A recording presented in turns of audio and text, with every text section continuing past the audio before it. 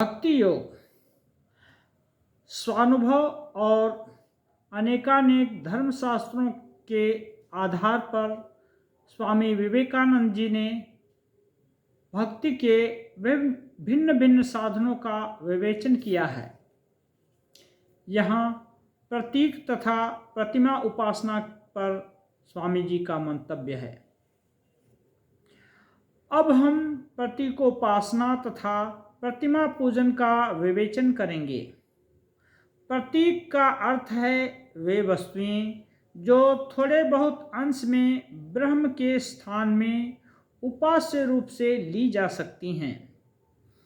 प्रतीक द्वारा ईश्वरोपासना का क्या अर्थ है, इस संबंध में भगवान रामानुज कहते हैं, जो वस्तु ब्रह्म नहीं है उसमें ब्रह्म बुद्धि करके ब्रह्म का अनुसंधान प्रतीकोपासना कहलाता है।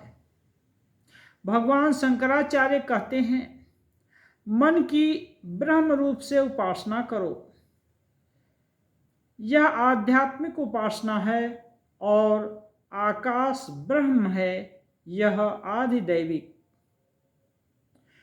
मन आध्यात्मिक प्रतीक है और आकाश बाह्य। इन दोनों की ही उपासना ब्रह्म के रूप में करनी होगी। वे कहते हैं, इसी प्रकार आदित्य ही ब्रह्म है। यह आदेश है जो नाम को ब्रह्म के रूप में भजता है। इन सब वाक्यों में प्रतीकोपासना के संबंध में संशय उत्पन्न होता है।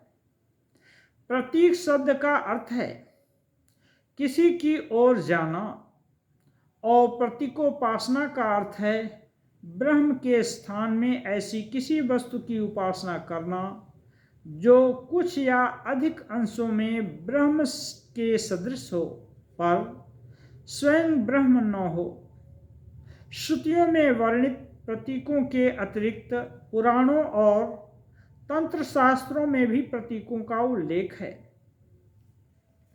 सब प्रकार की पितृ उपासना और देवोपासना इस प्रतीकोपासना के अंतर्भुक्त की जा सकती है। अब बात यह है कि एकमात्र ईश्वर की उपासना ही भक्ति है। देव, पितर या अन्य किसी की उपासना भक्ति नहीं कही जा सकती। विभिन्न देवताओं की जो विभिन्न उपासना पद्धतियां हैं, उनकी गणना कर्मकांड में ही की जाती है।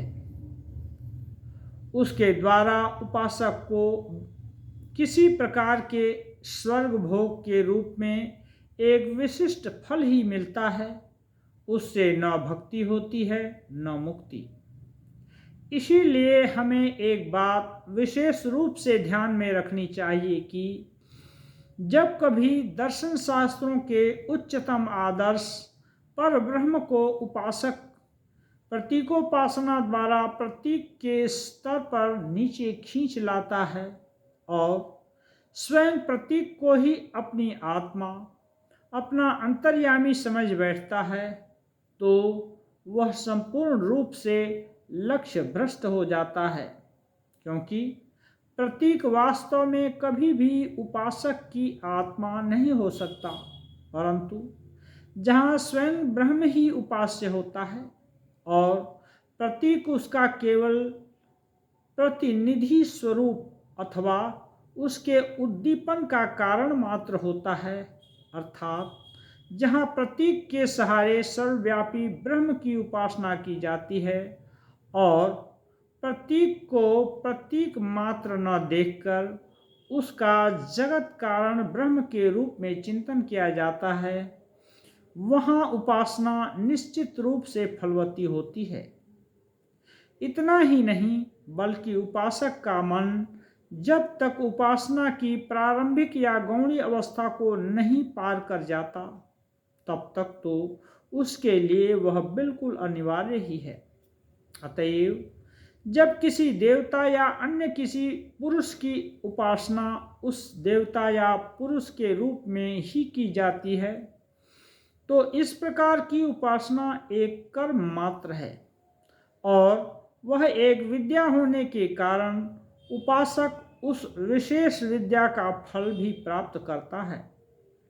परंतु जब उस देवता या उस पुरुष को ब्रह्म रूप मानकर उसकी उपासना की जाती है तो उससे वही फल प्राप्त होता है जो ईश्वर उपासना से।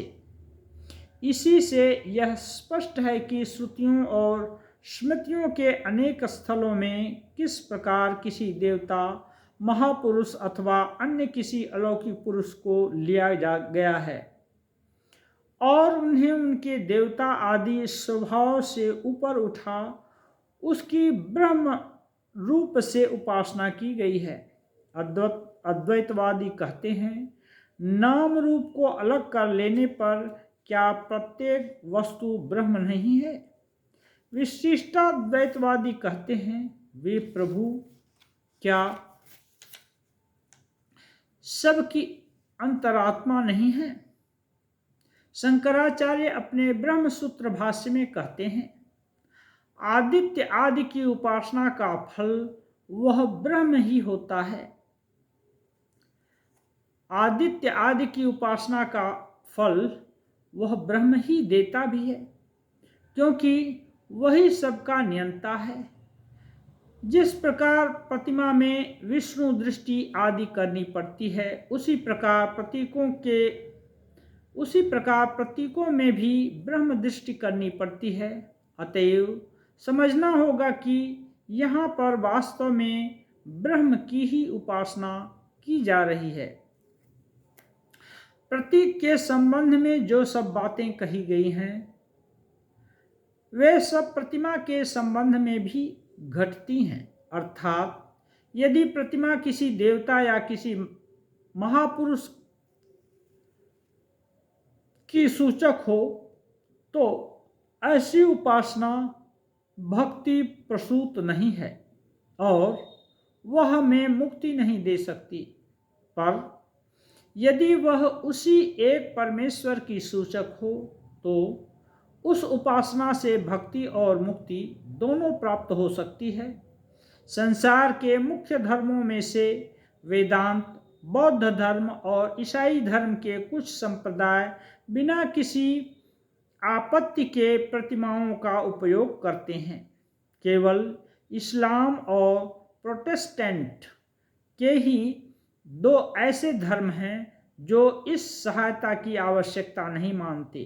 फिर भी मुसलमान प्रतिमा के स्थान में अपने पीरों और शहीदों की कब्रों का उपयोग करते हैं और प्रोटेस्टेंट लोग धर्म में सब प्रकार की बाह्य सहायता का तिरस्कार कर धीरे धीरे वर्ष प्रतिवर्ष आध्यात्मिकता से दूर हटते चले जा रहे हैं।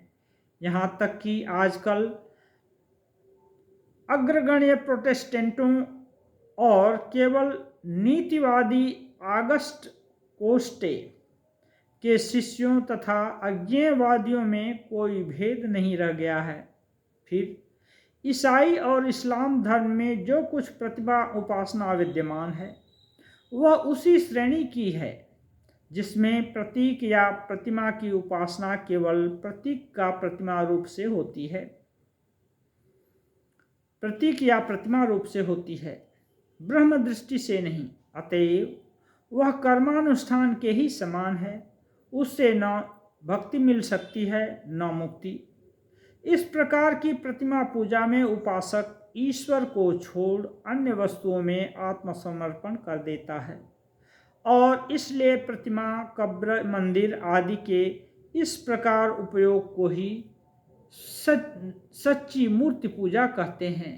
पर वह न तो कोई पाप कर्म है और न कोई अन्याय, वह तो बस एक कर्म मात्र है और उपासकों को उसका फल भी अवश्य मिलता है।